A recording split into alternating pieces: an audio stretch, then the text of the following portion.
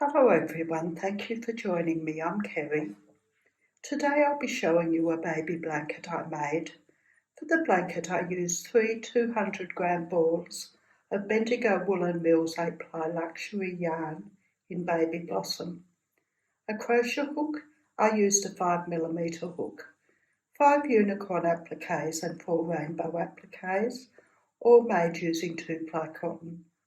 I used thread and a needle to stitch the appliques to the blanket, and I used scissors. I used my baby blanket pattern for the blanket and made it 78 centimetres wide by 92 centimetres long, or 30 inches wide by 36 inches long.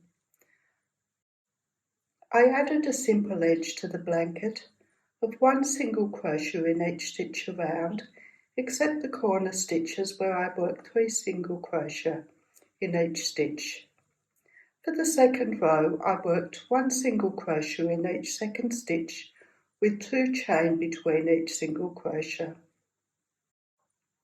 I pinned the appliques to the blanket, but they're not very even because my dog Molly tried to help and I forgot to adjust them before stitching them down.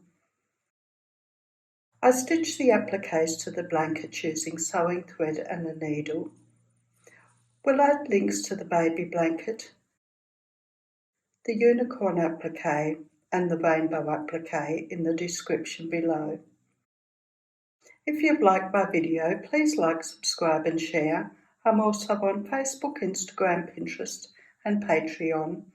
The details are in the description below, along with the details of my website where I have my patterns and the details of my Facebook group. Thank you for watching. See you next time. Bye.